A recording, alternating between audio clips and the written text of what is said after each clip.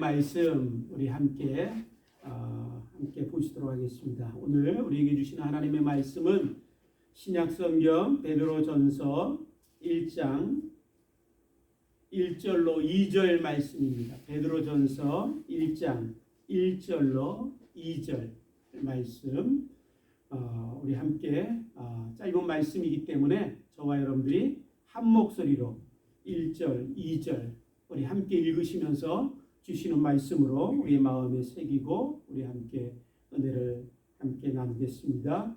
베드로전서 1장 1절 2절 말씀입니다. 함께 읽겠습니다. 예수 그리스도의 사도 베드로는 본도, 갈라디아, 갑바도기아, 아시아와 비두니아에 흩어진 나그네 곧 하나님 아버지의 미리 아심을 따라 성령의 거룩하게 하심으로 순종함과 예수 그리스도의 피 뿌림을 얻기 위하여 택하심을 입은 자들에게 편지하노니 은혜와 평강이 너희에게 더욱 많을지어다. 아멘. 아멘. 오늘부터 저는 베드로전서 말씀을 가지고 몇 주 동안 계속해서 하나님의 말씀을 함께 나누길 원합니다. 베드로전서 말씀을 통해서 몇 주 동안 제가 하나님의 말씀을 나누고 그 말씀으로 우리가 하나님의 음성을 듣고 은혜를 받길 원하는 것은 위어스비 목사님이라는 분이 하신 말씀 안에 제가 이 베드로전서 말씀을 함께 듣길 원하는 그런 의미가 함께 그 안에 담겨져 있습니다. 위어스비 목사님이 이런 말씀을 남겼는데 이렇게 얘기합니다. 베드로전서는 최악의 때에 최고의 유익을 보는 법을 전하는 메시지이다. 최악의 때에 최고의 유익을 얻게 하는 법, 최고의 유익을 보는 법을 우리에게 가르쳐 주시는 말씀, 그 말씀이 베드로전서의 말씀이다. 그렇게 이야기합니다. 그래서 오늘 저는 여러분들과 함께 이 베드로전서를 통해서 하나님의 말씀을 연이어서 주일마다 듣길 원하는 것은 우리가 살아가는 지금 시대에 참 이전에 경험하지 못했다라고 하는 그 어려움과 고난이 우리들에게 많이 있기 때문에 저와 여러분들이 베드로전서의 말씀을 들으면서 이 어려운 시대에 하나님이 주시는 유익이 뭔가 그 유익을 보길 원하고 또 하나님이 주시는 그 놀라운 영적 유익뿐만 아니라 이 땅을 살아가는 실제적인 삶의 유익까지도 하나님이 주시는 그 놀라운 유익을 우리가 함께 받기 위해서 베드로전서 말씀을 함께 나누길 원합니다. 참 어려운 시대를 지나고 있습니다. 기름값도 6불이 이제 훨씬 넘어섰고 참 총기 사고로 많은 어린아이가 참 숨을 거두고 너무나 끔찍한 일들이 이 땅에 이루어지고 또 우크라이나의 전쟁이 멈추지 않았는데 뉴스를 보니까 우크라이나의 아파트의 그 잔해 속에서 200명이 넘는 그런 시신들이 이제 발견되고 끊임없는 전쟁이 있을 뿐만 아니라 아프가니스탄, 이디오피아 끊임없는 전쟁이 이 땅에 있습니다. 이 어려운 시기를 우리가 살아가고 있습니다. 제가 오래전에 어떤 청년에게 참 그 청년이 어려움을 겪고 있어서 제가 위로의 말을 전한 적이 있습니다. 위로의 말을 전하기 위해서 그 청년에게 이제 바닥이니까 이제 올라가는 일만 남았어. 이제 다 떨어진 거니까 바닥이니까 이제 치고 올라가는 일만 남았어. 그런 이야기로 위로의 말을 전한 적이 있습니다. 그때 그 청년이 저한테 그렇게 얘기하더라고요. 목사님, 바닥이 아니라 지하실도 있습니다. 지하실도 있다는 거예요. 그러니까 자기가 바닥인데 그 바닥에서 더 떨어지는 지하실도 있다라는 얘기를 하더라고요. 그래서 참 그 청년이 얼마나 어려우면 저럴까 그런 생각을 한 적이 있습니다. 그렇죠? 바닥이 있으면 그 바닥보다 더 밑에 지하실도 있을 수가 있습니다.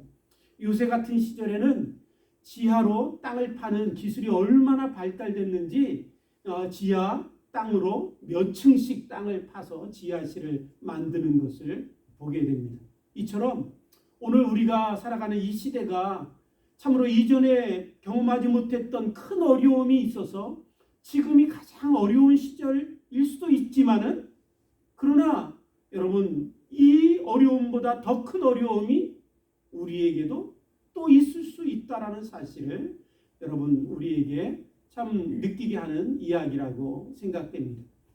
그럼에도 불구하고 오늘 우리가 살아가는 이 시간이 가장 어려운 때가 아닐 수 있을지라도, 혹 지금이 가장 어려운 때일지라도, 여러분, 중요한 것은 뭐냐면 최악의 때에, 가장 어려운 때에 하나님은 그 가장 어렵고 가장 악한 그때에 최선의 것을 얻게 하시고 최고의 것을 얻게 하시는 하나님, 그분이 우리가 섬기는 하나님이시라는 것입니다.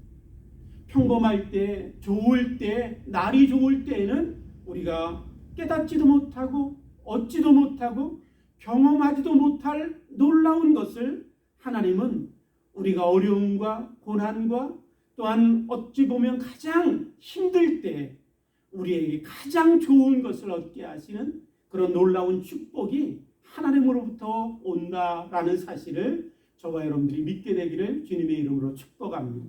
그 놀라운 비밀을 베드로 사도는 성도들에게 편지를 쓰며 그 비밀을 베드로 전서에 담아서 우리에게 들려주고 있습니다. 몇 주 동안 이 베드로 전서의 말씀을 우리가 함께 들으면서 이 베드로 전서를 통해서 하나님이 주시는 놀라운 비밀을 우리가 발견하고, 저와 여러분들이 어렵고 힘들어도 이 어렵고 힘든 이때 하나님만이 주시는 최고의 놀라운 최선의 유익을 저와 여러분들이 얻게 되기를 주님의 이름으로 축복합니다. 우리에게 고난이 찾아오고 어려움이 오고 그 고난과 어려움이 길어지면 길어질수록 우리에게 생기는 가장 큰 문제는 무엇이냐면 우리 안에 있는 정체성을 잃어버리는 것입니다. 고난과 어려움이 길어지면 내 안의 정체성이 파괴되어 버립니다. 그래서 그 정체성을 잃어버릴 때 여러분, 우리에게는 큰 문제를 맞이하게 됩니다. 제가 오래전에 어떤 TV 프로그램을 봤는데 그 TV 프로그램의 주제가 무엇이었냐면 현대판 노예라는 주제였습니다. 어떤 할아버지가 한 시골 마을에 살고 계시는데 그 할아버지는 노예처럼 살고 있었습니다. 그 집의 주인은 오히려 이 할아버지보다 젊은 사람인데 이 할아버지를 참으로 노예처럼 부리는데, 이 할아버지가 그 집안에서 몇 년 동안 그렇게 살았냐면 50년이라는 긴 세월을 그렇게 사시는 거예요. 그 참으로 젊은 주인이 하라는 대로 다 일을 하고 손과 발이 다 참으로 망가질 정도로 그렇게 고되게 농사일을 시킵니다. 그렇게 고되게 농사일을 시킬 때 또 마음에 들지 아니하면 할아버지를 폭행하고 때립니다.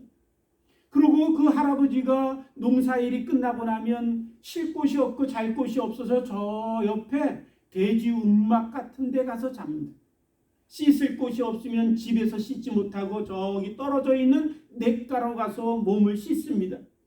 배고파서 음식을 먹을 수 없어서 밤이 되면 몰래 나가서 쓰레기통을 뒤져서 그 쓰레기통 안에 있는 음식을 주워 먹습니다. 그것을 보는 사람들마다 이렇게 생각을 가질 거예요. 왜 할아버지는 저렇게 사시지? 그냥 할아버지가 자기가 이렇게 안 살겠다고 사람들한테 얘기하고 나한테 이 부당한 취급을 하는 것은 잘못됐다라고 얘기를 하고, 아니면 최소한 그렇게는 못하더라도 참으로 어렵고 힘들면 도망치면 되시지 왜 저렇게 사시지? 라고 우리가 질문할 수 있을 것입니다. 그런데 문제는 뭐냐면 그 할아버지가 스스로 나는 이런 존재야, 나는 이렇게 사는 것이 내게 주어진 삶이야 라고 자기의 정체성을 그렇게 정하고 살고 있다는 것입니다. 그러니까 할아버지가 그렇게 자기는 이런 존재다라고 생각하니까 도망칠 생각도, 누구에게 항거할 생각도, 잘못됐다라고 하는 이야기조차도 하지 못하고 그냥 노예처럼 살고 있는 그 할아버지의 모습을 TV에서 방영한 적이 있습니다. 사랑하는 성도 여러분, 사람은 자기의 정체성 그 이상으로 살 수 없습니다. 내가 생각하는 그 존재, 나는 이런 존재야 라고 생각하는 그 정체성만큼 살 수밖에 없어요.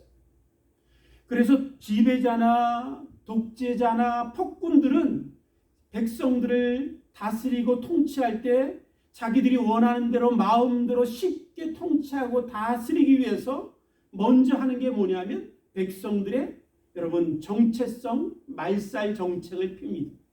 백성들은 너희들은 이런 존재야. 그렇게 세뇌를 시키고 정체성을 잃어버리게 만들고 자기가 갖고 있는 정체성을 말살시킵니다. 여러분, 이 땅에 가장 악하고 가장 포악한 폭군이 있다면 그 폭군은 바로 성도의 원수된 저 마귀일 것입니다. 저 마귀 폭군이고 가장 악한 존재이고 가장 악랄한 존재인 저 마귀도 여러분 우리들에게 동일하게 행동을 합니다. 우리들의 정체성을 말살시키고 우리의 정체성이 무너지게 하고, 그래서 그 정체성이 무너짐을 통해서 우리의 삶을 자기가 원하는 대로 끌고 가서 인생을 파괴시키고 인생을 무너지게 하는 존재가 우리의 원수 마귀 사탄입니다. 이미 나서 살다 보면 여러분 참으로 가장 밑에 막다른 골목에서 우리가 참으로 하는 일들이 가장 세상 사람들이 보기에는 천하고 비천해 보이는 그런 일일 수도 있을 것입니다. 식당 뒤에 참으로 주방에서 그 쓰레기와 그 참으로 더러운 것들을 하루 종일 청소하고 씻고 그 주방 일을 하다 보면 우리 마음에 그런 참으로 마귀 사탄이 들려주는 음성이 끊임없이 있습니다. 나라는 존재는 뭐지? 그래, 나는 이런 존재인가 봐. 그것도 하루 이틀이 아니라 오랜 생을 그렇게 살다 보면 내 인생은 그런 존재인 것처럼 우리는 절망하고 포기하고 내려놓을 때가 있습니다. 오늘 사도 베드로는 오늘 편지를 누구에게 편지를 쓰고 있냐면 본도, 갈라디아, 갑바도기아, 아시아와 비두니아에 흩어진 성도들에게 편지를 쓰고 있습니다. 조금 전에 말씀드린 이 지역은 터키에 있는 소아시아 지역이라는 곳입니다. 전에 요한계시록 7교회를 우리가 함께 살펴볼 때 소아시아 7교회 우리 함께 지도를 보며 그 지역이 어디쯤 되는지 함께 보신 것을 기억하실 것입니다. 그런데 이 7교회 소아시아 7교회 지역보다 약간 북쪽에 있는 터키의 소아시아 지역입니다. 그곳에 있는 성도들에게 편지를 쓰면서 사도 바울은 먼저 2절을 보니까 그 편지를 받는 성도들에게 뭐라고 얘기하냐면 하나님 아버지의 미리하심을 따라 성령의 거룩하게 하심으로 순종함과 예수 그리스도의 피 뿌리심을 얻기 위하여 택하심을 입은 성도들에게 편지하노니 라고 말씀하고 있어요.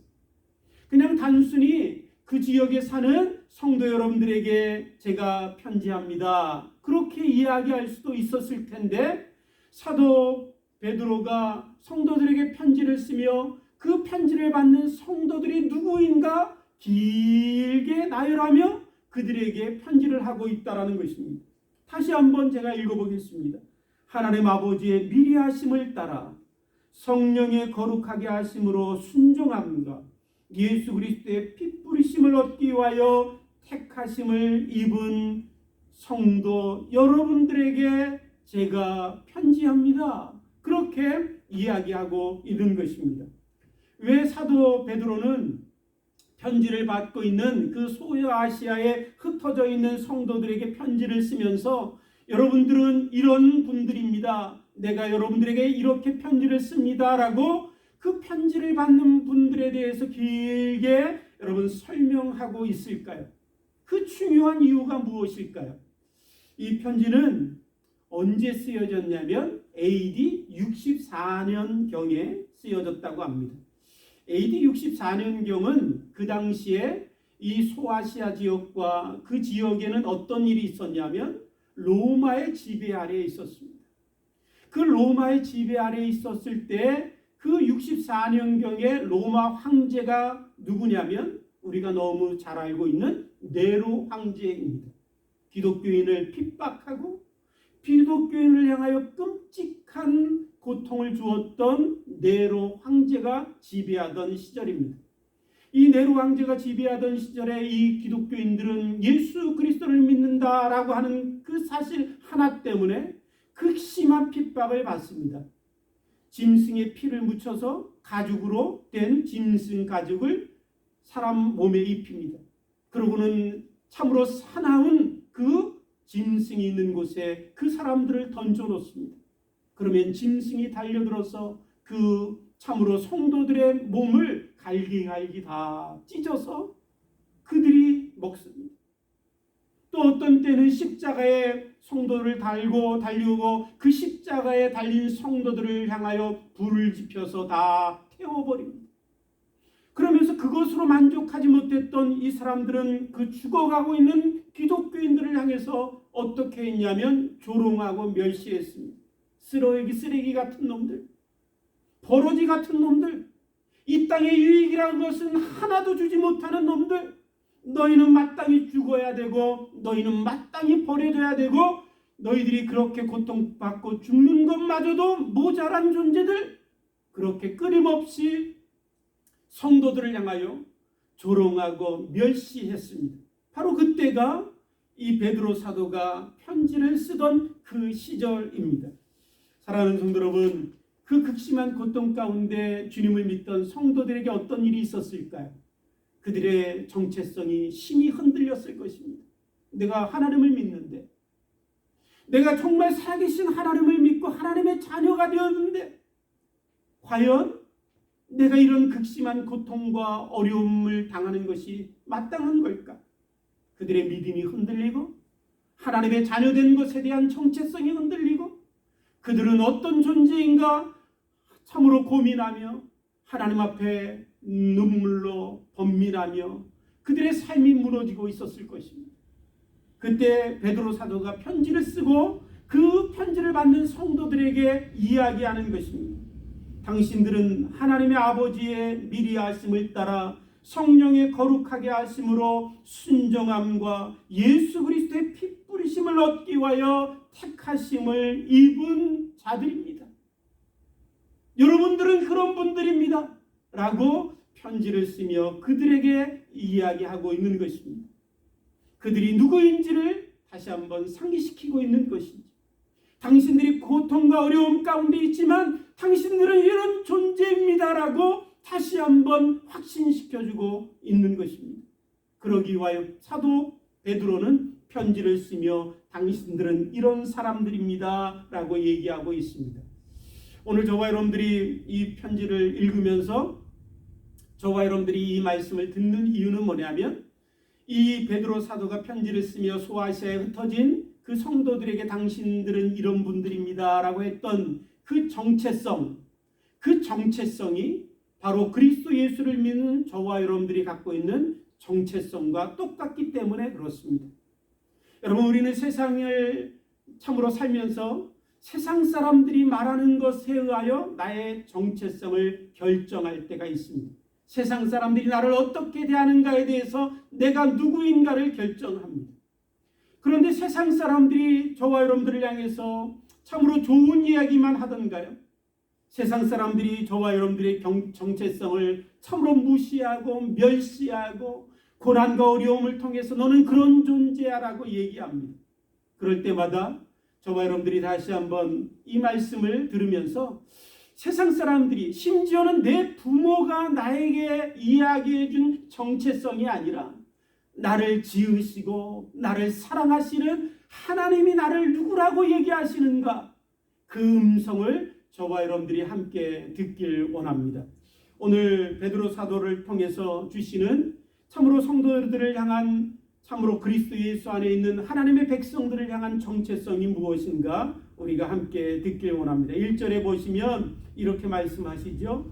예수 그리스도의 사도 베드로는 본도, 갈라디아, 갑바도기아, 아시아와 비두니아에 흩어진 나그네라고 얘기합니다. 흩어진 나그네. 여기 말씀 있는 것이 아니라 베드로 사도는 베드로전서 1장 17절 말씀을 통해서도 이렇게 얘기합니다. 외모로 보시지 않고 각 사람의 행위대로 판단하시는 자를 너희가 아버지라 부른즉 너희의 나그네로 있을 때를 두려움으로 지내라. 너희의 나그네로 있을 때를 두려움으로 지내라. 2장 12절 말씀에도 이렇게 말씀합니다. 사랑하는 자들아 나그네와 행인 같은 너희를 권하노니 라고 말씀합니다. 나그네와 행인 같은 너희들이라고 말씀합니다. 사랑하는 성도 여러분, 우리에게 사도 베드로를 통해서 하나님이 주시는 첫 번째 말씀은 뭐냐면 너희들은 나그네다라는 거예요. 나그네. 여러분, 나그네는 어떤 존재죠? 여러분, 우리가 살아가는 나그네는 한 곳에 머물러 있지 않고 계속 떠나가야 되고 지나가야 되는 존재가 나그네이지 않습니까? 여러분, 나그네는 마치 다리를 있는데 다리 이쪽에서 이쪽으로 지나가면서 다리를 지나가는 사람들과 같은 게 나그네입니다. 모든 게 다 지나갑니다. 나그네에게 있어서는 좋은 것도 지나가고 나쁜 것도 지나갑니다. 슬펐던 것도 지나가고 기뻤던 것도 다 지나갑니다. 나의 젊음도 지나가고 나의 좋았던 시절도 다 지나갑니다. 뿐만 아니라 우리에게 참 이 어려운 시간이 언제 지나갈까? 지나가기는 할까?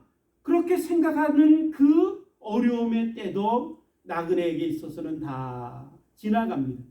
우리가 잘 아는 것처럼 다윗이 자기의 반지에 여러분 자기 아들 솔로몬이 이야기해 준 문구를 새겼다고 얘기하죠. 그 유명한 문구가 뭡니까? 이 또한 다 지나가리라 라는 문구 아니에요? 이 또한 다 지나가리라. 여러분, 나부은의 인생 가운데 우리가 붙들고 매달리고 갖기를 소원한다고 해서 지나가지 않는 게 있을까요? 다 지나가게 되어 있습니다.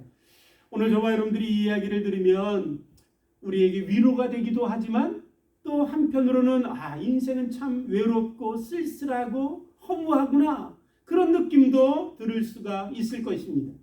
그런데 이 나그네라고 했던 이 사도 베드로가 성도를 향해서 나그네라고 하는 이 나그네는 세상이 이야기하는 나그네와 다른 나그네입니다. 세상이 이야기하는 나그네는 어떤 나그네이냐면 여러분 오래전에 최희준 씨라고 하는 가수가 불렀던 노래 아시죠? 인생은 나그네길 어디서 왔다가 어디로 가는지 몰라요. 여러분 세상의 나그네는 어디서 왔다가 어디로 가는지 모르고 정처 없이 떠돌다가 허무하게 사는 그 쓸쓸하고 외로움의 극치의 모습을 드러내는 것이 나그네일 것입니다. 그러나 오늘 성경에서 베드로 사도가 얘기하는 나그네는 그런 나그네가 아닙니다. 어디로 와서 어디로 가는지 못하는 나그네가 아니라 찬송가의 가사의 고백처럼 우리가 지금은 나그네 되어도 화려한 천국에 조만간 가리니 뭐잖아 가리니 라고 고백하지 않습니까?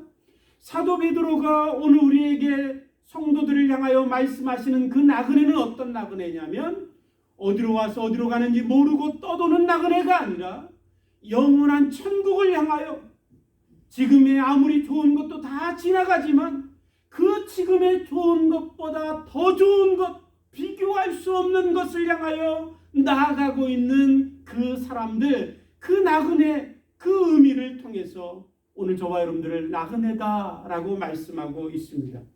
오늘 저와 여러분들이 다 지나가지만 여러분 좋은 것도 지나가고 젊음도 지나가고 기뻤던 때도 다 지나가지만 그러나 우리들의 인생의 나그네의 발걸음은 갈 곳 없어 헤매는 나그네가 아니라 하나님이 예비하신 더 좋은 것을 향하여 날마다 나아가는 저와 여러분들의 삶인 것을 믿게 되기를 주님의 이름으로 축복합니다.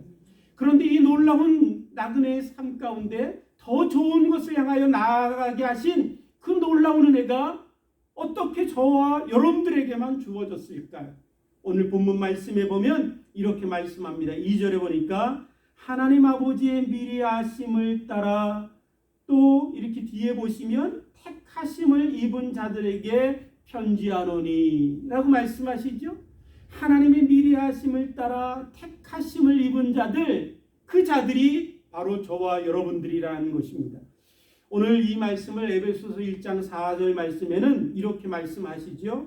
그 창세전에 그리스도 안에서 우리를 택하사. 나그네예요.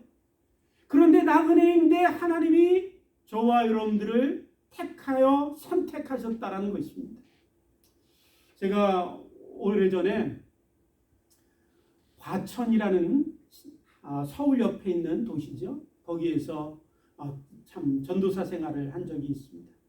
그 전도사 생활을 할 때 그 교회는 과천 정부청사가 있어서 그 과천 정부청사에 일하는 공무원 가족이 저희 교회에 많이 나오셨어요. 그런데 이 공무원 가족에게 늘 바라고 기대하는 게 뭐냐면 당연히 승진하는 거죠.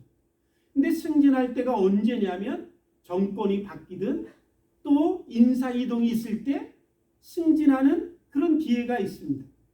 그런데 그때 어느 한 집사님 남편이 차관 후보에 오른 거예요. 그러니까 이 집사님이 교회에다가 이야기를 해서 기도를 부탁합니다. 우리 남편이 이번에 후보에 올랐는데 꼭 이번에 차관이 될 수 있도록 기도해달라. 온 교회가 함께 기도를 했습니다. 근데 하나님 응답하셔서 진짜 차관 후보에서 차관으로 이제 발탁이 됐습니다. 대통령이 그 후보를 선택한 거죠. 얼마나 기뻐하고 얼마나 즐거워하든지 교회 성도들마저도 다 기뻐하고 즐거워하며 잔치가 벌어졌습니다. 사랑하는 성도 여러분, 한 나라의 대통령이 선택한 그 차관마저도 그렇게 기쁘고 즐거운데, 여러분, 저와 여러분들은 어떤 존재이냐면 영원한 하나님, 온 세상 주인 되신 하나님, 그 창조주 하나님이 저와 여러분들을 선택하여 부르셨다라는 거예요. 우리는 선택받은 백성입니다. 그런데 선택받은 백성인데 여러분, 언제 선택받고 언제 부르셨냐면 본문 말씀에 보니까 하나님 아버지의 미리 하심을 따라, 그렇게 말씀하세요. 미리 하심을 따라. 그 말씀은 무슨 말씀이냐면 에베소서 1장 4절 아까 말씀에 다시 비추어 말하면 창세 전에, 이 세상이 존재하기도 전에 하나님이 저와 여러분들을 미리 아셨고, 하나님이 미리 저와 여러분들을 선택하셨고, 하나님이 저와 여러분들을 미리 부르셨다라는 말씀입니다. 이 세상이 존재하기도 전에, 내가 이 땅에 태어나기도 전에, 내가 이 땅에서 태어나서 무엇인가 행하고 선을 행하고 내가 하나님 앞에 나와 예배드리고 하나님 앞에서 나와 헌신하는 이 일들이 다 이루어지기 전에 하나님이 저와 여러분들을 미리 아시고 부르시고 선택하셨다라는 거예요. 여러분, 이 말씀의 의미는 뭐냐면 시기에 강조점이 있는 게 아니에요. 어느 때에 하나님이 나를 부르셨다, 선택하셨다, 여기에 강조점이 있는 게 아니라 이 말씀의 강조점은 저와 여러분들을 선택하신 하나님의 선택은 전적인 하나님의 주권적인 은혜에 있다라는 사실을 우리에게 강조하여 들려주고 계시는 것입니다. 하나님의 은혜. 저와 여러분들을 왜 하나님이 선택하셨을까요? 왜 부르셨을까요? 하나님이 왜 저와 여러분들을 선택하셔서 부르셔서 믿음을 주시고 하나님을 믿게 하시고 예수 그리스도를 믿게 하셔서 하나님 자녀되게 하셨을까요? 그 이유가 무엇일까요?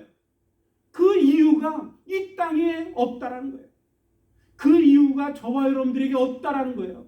왜냐하면 저와 여러분들이 존재하기도 전에 하나님이 부르시고 선택하셨다. 그 말씀 가운데 저와 여러분들에게 하나님이 저와 여러분들을 부르신 이유와 조건이 저와 여러분들에게는 아무것도 없다라는 것입니다. 그러면 왜 하나님이 저와 여러분들을 부르셨을까요? 모르겠습니다. 하나님이 저와 여러분들을 왜 부르셨는지, 저와 여러분들보다 더 잘나고 뛰어나고 선하게 살고 바르게 사는 사람들이 있는데도 불구하고 왜 나 같은 자를 부르셨는지 알 수 없습니다. 그래서 우리는 고백합니다. 웬일인지 웬말인지, 웬일인지 웬말인지 모르겠어요. 그것이 하나님의 은혜입니다. 이 말씀을 바꾸어 말씀드리면 어떤 의미냐면, 이 말씀을 바꾸어 말씀드리면 저와 여러분들을 선택하신 하나님, 그 놀라운 선택하심에는 결코 변함이 없다라는 거예요. 저와 여러분들이 어떤 모습으로 살든, 저와 여러분들이 가난하든, 저와 여러분들이 이 땅에서 고난 가운데 비참하든, 저와 여러분들의 삶이 어떤 모습이든, 세상이 어떻게 뒤집히든 그것과 상관없다라는 거예요. 왜냐하면 하나님의 부르심의 선택의 이유가 우리에게 이 땅에 없기 때문에 그래요. 오직 하나님의 부르심의 이유와 조건은 하나님 안에만 있기 때문에, 왜 날 사랑하셨는지 모르지만 그 사랑하심이 하나님께만 있기 때문에, 여러분, 저와 여러분들의 인생이 사업에 실패하든, 저와 여러분들이 혹시 잘못해서 실수하든, 저와 여러분들의 모습이 고난 가운데 어떤 비참한 모습이든 상관없이 하나님이 저와 여러분들을 부르신 그 부름에는 결코 변함이 없다라는 것입니다. 사랑하는 저와 여러분들에게 주신 그 선택이 변함이 없기에 저와 여러분들을 구원하시는 그 하나님의 구원에는 결코 흔들림이 없습니다. 요동함이 없습니다. 하나님이 우리를 부르셨기에 우리 안에 착한 일을 시작하신 그 분께서 그리스도 예수의 날까지 우리를 분명하게 인도해 주실 것임을 저와 여러분들이 믿게 되기를 주님의 이름으로 축복합니다. 이사야 선지자는 이 놀라운 은혜를 가리키면서 하나님께서 미리 우리를 아시고 하나님이 미리 우리를 아셨을 뿐만 아니라 우리의 이름을 부르셨다라고 우리에게 들려주고 있습니다. 우리의 이름을 부른다라는 건 어떤 것이냐면, 저와 여러분들이 살면서 이름을 잃어버릴 때가 많잖아요. 누구 엄마, 누구 아빠, 사장님, 아니면 종업원, 우리의 이름을 다 잃어버리고 살 때가 있어요. 나의 나됨을 잃어버리는 거죠. 내 모습 이대로 내가 어떤 존재이든지 그냥 받아들이는 것을 잃어버리고 사는 우리의 모습이라는 거예요. 그런데 하나님께서 창세전부터 우리를 아시고 우리의 이름을 그냥 부르셨대. 그 이름을 부르셨다라는 것은 우리의 있는 모습 그대로 다 받아주신다는 거예요. 우리의 모든 것들을 다 아신다라는 거예요. 우리의 모든 것들을 다 사랑하신다라는 것입니다. 그 하나님께서 우리를 다 사랑하셔서 모든 것을 아시고 내 모습 이대로 그냥 다 받아주시는 그 하나님께서 우리에 대한 관심을 어떻게 말씀하시냐면, 마태복음 10장 20절 말씀에 이렇게 말씀하시죠. 너희에게는 머리털까지 다 세신 바 되었나니 라고 말씀하십니다. 저와 여러분들의 머리털까지도 다 세신 바 되세요. 며칠 전에 누가 저한테 물어보더라고요. 목사님 큰아들 나이가 몇이에요? 순간 모르겠더라고요. 그래서 따져봤어요. 몇 년생인데, 그래서 지금 몇 살입니다. 그렇게 얘기를 했어요. 여러분, 아버지는 아들의 생일 참으로 몇 살인지도 세지 못하고 살 때가 있지만, 그러나 하늘 아버지께서는 우리의 이 머리도 다 세신 바 됩니다. 늘 머리가 빠지고 그 빠진 머리가 하수구에 들어가서 하수구를 막아놓고 그 더러운 거 꺼내서 버리느라고 이 머리털 또 화나고 짜증나고 신경의 변화를 주기 위해서 미장원 가서 툭 잘라버리는 이 머리, 여러분 그게 무슨 가치가 있겠어요? 여러분 그 가치 없는 머리털마저도 하나님은 하나 다 세십니다. 내 머리털이 몇 개다 하나님은 다 아시고 그 빠져가는 머리털까지도 다 하나님께서는 관심을 가지시고 돌보시고 인도해 주신다라는 것입니다. 오늘 저와 여러분들이 그 놀라운 하나님의 부르심과 선택하심과 저와 여러분들의 이름을 부르시는 그 존귀한 하나님의 자녀 되었음을 저와 여러분들이 믿게 되기를 주님의 이름으로 축복합니다. 그래서 이 고난과 어려움을 지나가고 있지만 하나님이 저와 여러분들을 부르시는 그 음성을 귀 기울여 들으셔야만 합니다. 세상의 음성이 아니라 하나님이 나를 부르시고 하나님이 나를 어떤 존재라 말씀하시고 하나님이 나에게 어떤 마음으로 다가오시는가를 늘 끊임없이 들을 때 오늘 우리의 고난 가운데서도 우리의 정체성이 파괴되지 않고 우리가 바른 정체성을 가지고 하나님의 자녀로 하나님을 섬기는 믿음의 사람으로 우리가 온전히 승리하며 살아가게 될 줄 믿습니다. 시간이 많이 지나가서 준비한 말씀을 다음 주에 이어서 말씀드리기로 하고, 오늘 저와 여러분들이 들으신 말씀 다시 한번 우리 새기며, 하나님이 창세전부터 나를 부르셨구나, 하나님이 내 이름을 아시고 나를 부르시고 선택하신 그 선택하심에는 후회가 없으시구나, 그래서 변함없이 나를 사랑하시구나, 나를 위하여 미리 창세전부터 시작하신 그 놀라운 하나님의 일이 예수 그리스도의 날까지 영원토록 그대로 이루어질 것이구나. 그래, 나는 하나님의 자녀야, 하나님의 부르심받은 선택받은 백성이야. 이 놀라운 정체성을 굳게 붙들고 저와 여러분들이 살아가는 복된 우리 주교회 성도 여러분들이 되시기를 주님의 이름으로 축복합니다. 함께 기도하시겠습니다. 하나님 아버지, 감사합니다. 주의 은혜 가운데 저희들을 불러주시고 하나님 앞에 예배하며 나와 하나님 앞에 머리 숙이게 하신 것 감사합니다. 때로는 이 모든 일들이 나의 선택처럼, 내가 참으로 행하는 것처럼 느껴지고 그렇게 생각할 때가 있지만, 오늘 하나님 우리에게 말씀하여 주셔서 이 모든 것은 하나님이 창세전부터 이루시고 선택하시고 부르시고 우리를 자녀 삼아주시고 하나님의 백성으로 구원하여 주신 것을 가르쳐 주시니 감사합니다. 하나님이 시작하신 일이기에 변화가 없는 줄 믿습니다. 하나님이 시작하신 일이기에 우리가 참으로 어떤 환경과 고난 속에서도 우리의 정체성이 흔들리지 않은 줄 믿습니다. 그 분명한 정체성을 가지고 주님을 섬겨가는 우리 모든 성도들 되게 해 주옵소서. 감사하며 예수님의 이름으로 기도드립니다. 아멘.